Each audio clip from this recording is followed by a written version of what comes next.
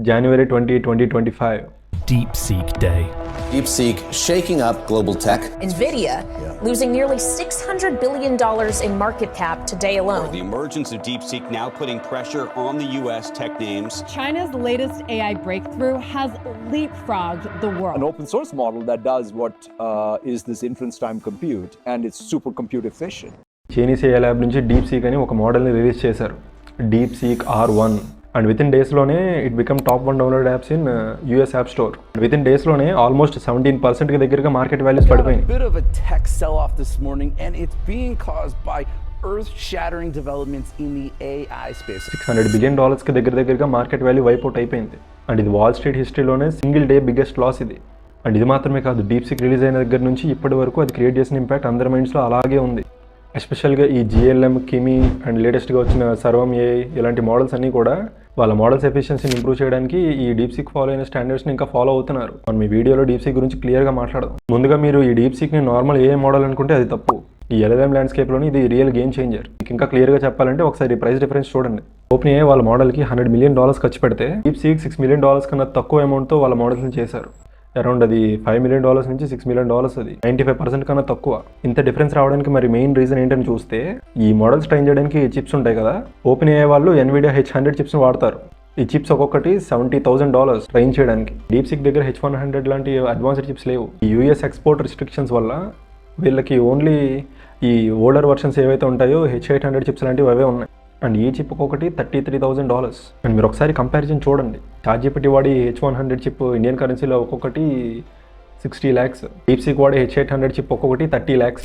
ఇప్పుడు మీకు ఒక డౌట్ రావచ్చు, ఇంత తక్కువ కెపాసిటీ చిప్స్తో టాప్ లెవెల్ మోడల్స్ని ఎలా ట్రైన్ చేస్తున్నారు? వీళ్ళు మోడల్స్ని ట్రైన్ చేయడానికి యూజ్ చేసిన టెక్నిక్ లో ప్రిసిషన్ ట్రైనింగ్. ఈ లో ప్రిసిషన్ ట్రైనింగ్ గురించి సింపుల్గా చెప్పాలంటే, కంప్యూటర్స్లో ప్రతిదీ బిట్స్ ఫార్మాట్లో స్టోర్ అవుతుంది. అంటే 0s and 1s. ఇందులో మనకి డిఫరెంట్ ఫ్లోటింగ్ పాయింట్స్ ఉంటాయి. ఫ్లోటింగ్ పాయింట్ 32, FP8, 16 అలా. ఇక్కడ బిట్స్ ఎక్కువ ఉంటే మోడల్ పర్ఫార్మెన్స్ స్లోగా ఉంటుంది, కంప్యూటేషన్ కాస్ట్ కూడా ఎక్కువ. బిట్స్ తక్కువ ఉంటే మోడల్ ఫాస్ట్గా ఉంటుంది, అలాగే కాస్ట్ కూడా తగ్గుతుంది. అండ్ దీనివల్ల మోడల్ యాక్యురసీ కూడా ఎఫెక్ట్ అవుతుంది. కానీ ఇక్కడ గేమ్ ఏంటంటే, తక్కువ బిట్స్ యూస్ చేసి కూడా మోడల్ పర్ఫార్మెన్స్ని హైలో మెయింటైన్ చేయాలి. అదర్ ఏ కంపెనీస్ ఈ ఫ్లోటింగ్ పాయింట్ 32, ఈ ఫ్లోటింగ్ పాయింట్ 16లో మోడల్స్ని ట్రైన్ చేస్తుంటే, ఈ DeepSeek ఏం చేసిందంటే వీళ్ళ మోడల్స్ని డైరెక్ట్గా ఫ్లోటింగ్ పాయింట్ 8లో ట్రైన్ చేసింది. దీనివల్ల వీళ్ళకి 2 అడ్వాంటేజెస్ ఉన్నాయి.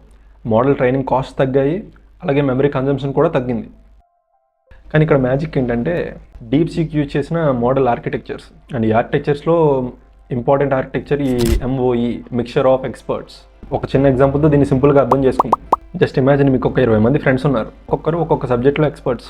ఇప్పుడు మీకు మ్యాథ్స్లో డౌట్ వస్తే ఈ 20 మంది ఫ్రెండ్స్ని అడగరు కదా, ఈ మ్యాథ్స్కి సంబంధించిన ఒక 8 మంది ఎక్స్పర్ట్స్ ఉంటారు కదా, వాళ్ళని మాత్రమే వీళ్ళు అడుగుతారు.